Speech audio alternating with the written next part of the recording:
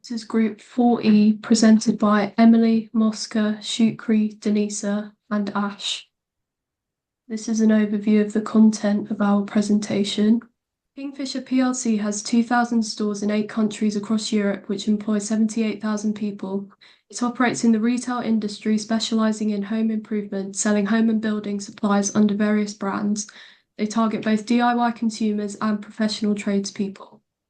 Kingfisher recognises the climate change crisis and is working hard to reduce carbon emissions through their supply chain, hence rolling out Green Star markers to help customers identify products that are beneficial to the environment. They have set targets of 60% of total group sales to come from sustainable home products by the 2025 to 26 fiscal year, and has plans for 70% of sales to be from own exclusive brands by the same year. Kingfisher plan on encouraging consumer-centric growth through their franchisees, aiming to increase online sales penetration, with a third of these coming from marketplaces. In the UK, they plan to do this by expanding trade point counters, which will improve accessibility for customers. Kingfisher prioritises social responsibility, using their e-commerce platform Need Help to support their customers. They offer a range of support, including DIY and maintenance assistance, phone assistance, and they are involved in community support partnerships. My name is Shukriye, and I'm presenting the major recent events affecting Kingfisher plc. The internal events the Kingfisher plc group invested in its sustainable home products.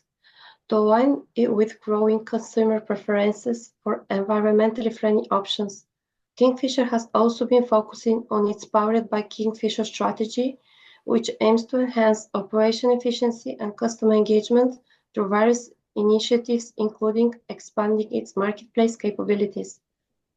The recent major external events affecting Kingfisher plc include the ongoing geopolitical instability, has created macroeconomic volatility, impacting demand for products and services across the 8 countries where Kingfisher operates.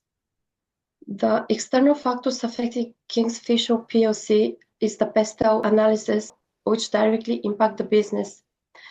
The political factors has big impact of the Kingfisher plc. The Brexit with the UK exit from the EU, Kingfisher has faced potential tariff increase, custom requirements, and logistical disruption, particularly in its European supply chain. The economic factors, COVID-19 lockdown, and the war of Ukraine impacted all costs of living, such as energy prices and inflation. The social remote working policies driving home improvement focuses on spending, leading to increased sales. The search of young DIY enthusiasts during the pandemic has significantly enriched the customer base, bringing new perspectives and creativity to the market. In terms of technology, the e-commerce and digital transformation, the shift to online shopping has accelerated in recent years, and Kingfisher has invested in e-commerce capabilities to adapt digital innovation like mobile apps, virtual design tools, and improve website interfaces. The environmental Kingfisher has launched innovative product take-back scheme that only foster a circular economy but also encourages responsible disposal and recycling. They also, in the legal terms, they comply with consumer rights laws, including warranty requirements, referral policy, and fair advertising practices. Around 82% of group sales being related to the repair and maintenance of homes, the higher inflation and increased cost of living in 2023 to 24 has led to group sales reducing by 0.6%. France and Poland saw sales fall by 4.6% and 2.3%, respectively, due to lower consumer confidence, poor seasonal sales due to adverse weather conditions, and inflation. However, the UK and Ireland are the largest contributors to group sales and increased their turnover by 3%, mainly based on resilient e-commerce and trade customers. Screwfix, reflecting the group's greatest sales, increased at 7.3%. 200 million of B&Q sales come from e-commerce. Overall, e-commerce represents 17.4% of group sales. 16% of group sales were from big-ticket items, which include kitchen and bathroom sales. This is down by 3.8% on the prior year. This was mainly due to weak markets in Poland and France. 18% of group sales are from seasonal categories, for example, outdoor furniture, barbecues, and heating and cooling products. This was down by 5.9% due mainly to poor weather conditions in spring and then an unusually warm start to autumn.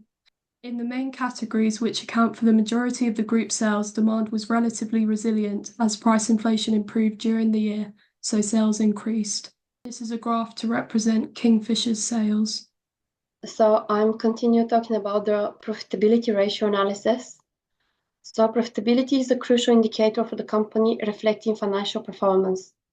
The largest occurred between 2022 and 2023, where the margin dropped from 37.43% to 36.72%. So that is the 72 basis points.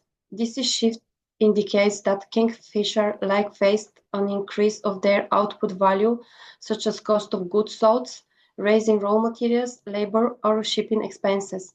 However, in 2024, the margin showed a promising improvement, increasing slightly from 36.72% to 36.80%, which is 8 basis points, despite decreased gross profit and sales.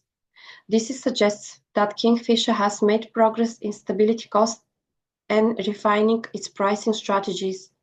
This means that the company has been more efficient in controlling its cost of goods sold relative to its revenue. The next one is the retained capital employed.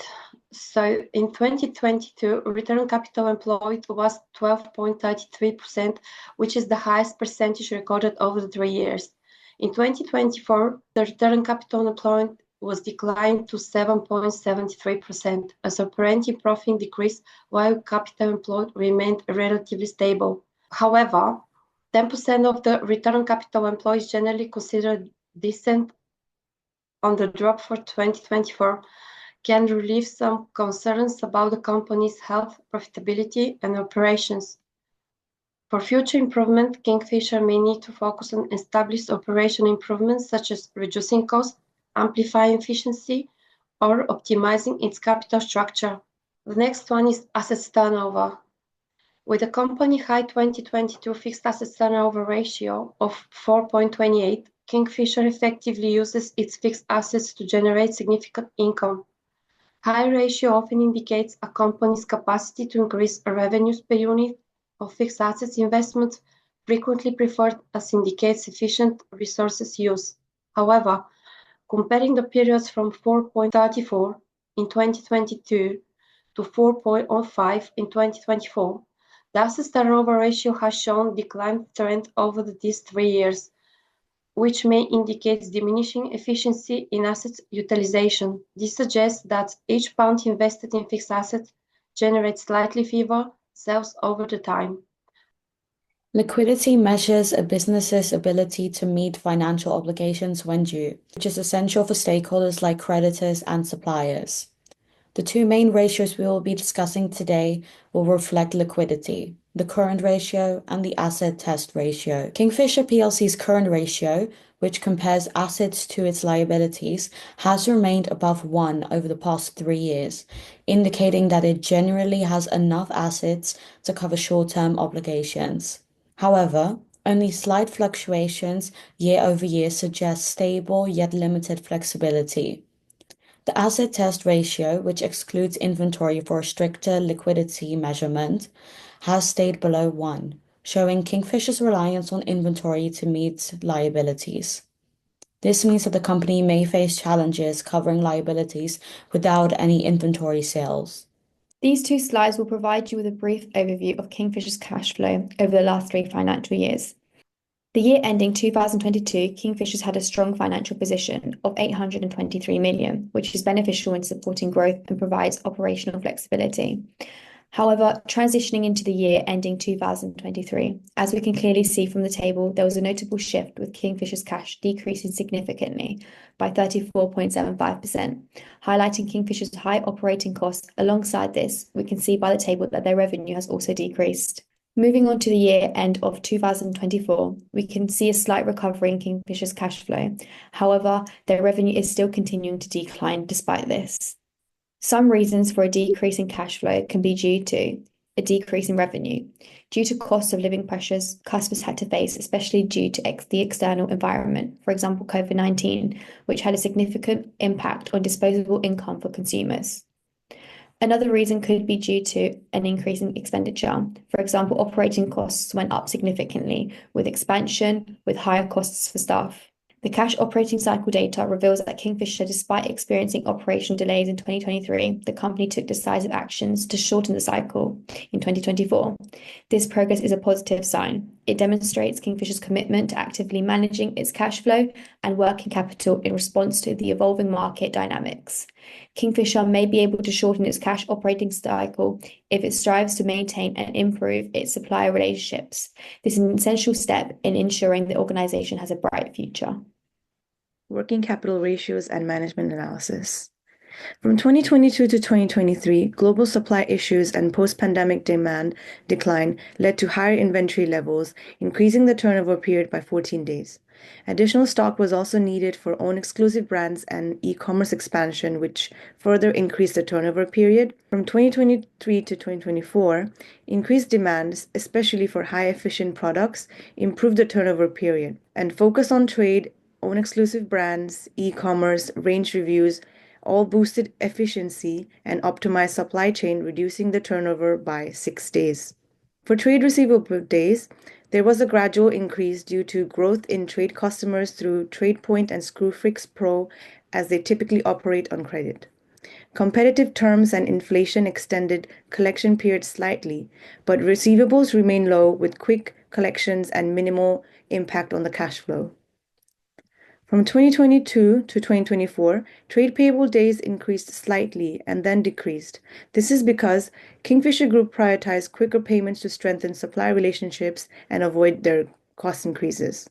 2022 to 2023, the cash cycle increased by 17 days due to high inventory levels and slower collections, which negatively impacted Kingfisher Group's liquidity. However, from 2023 to 2024, there was a slight 4-day decrease due to optimized stock levels, quicker turnover, and faster supplier payments, which improved the cash flow efficiency.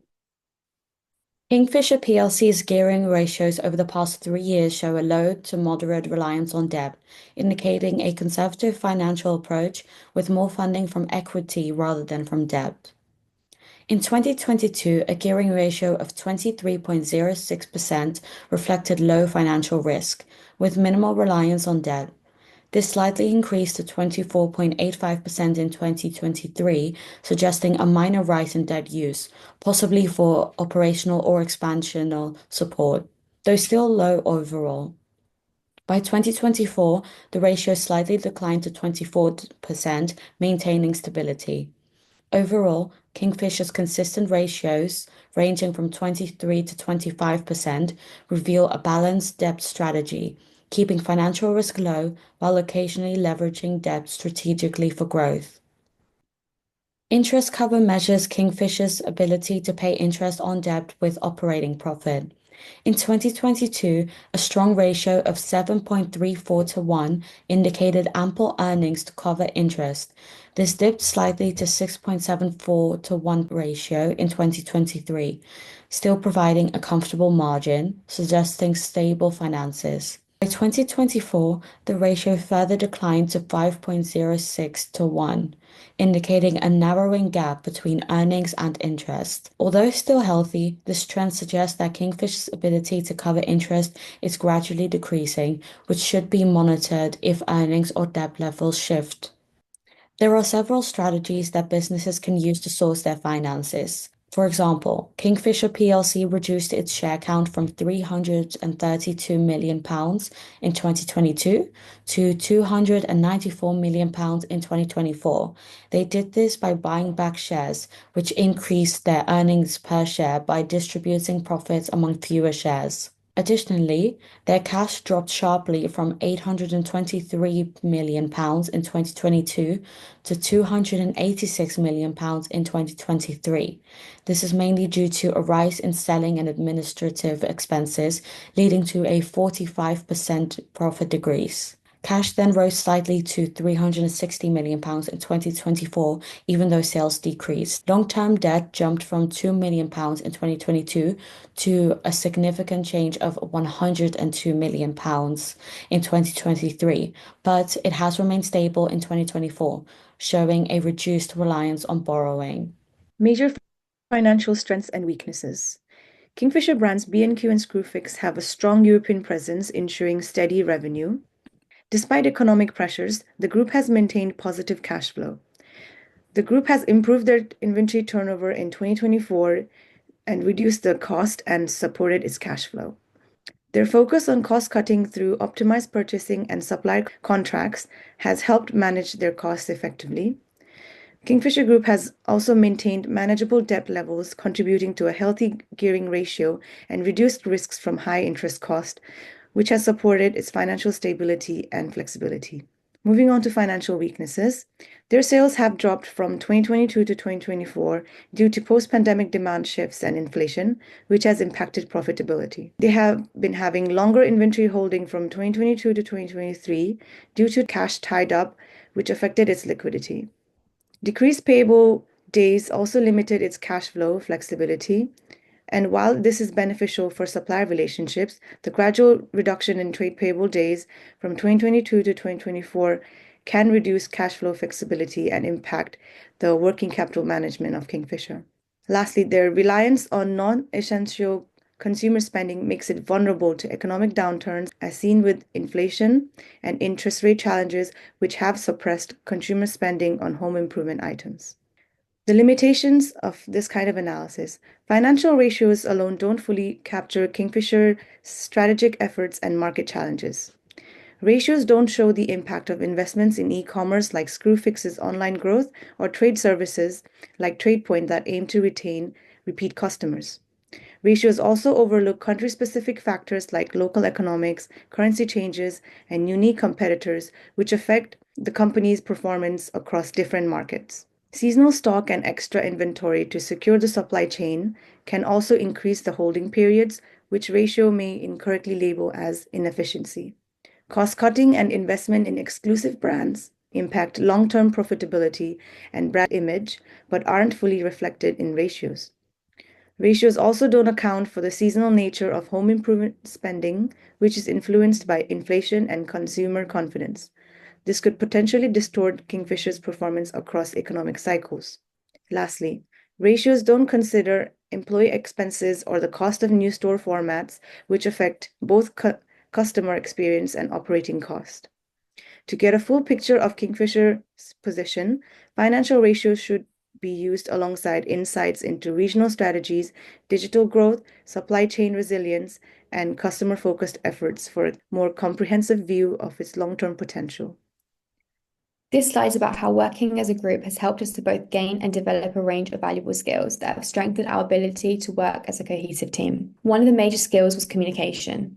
We ensured to effectively share our ideas and to actively listen to one another. We set up a WhatsApp group chat where we could stay connected, ask questions, and clarify any doubts that came up.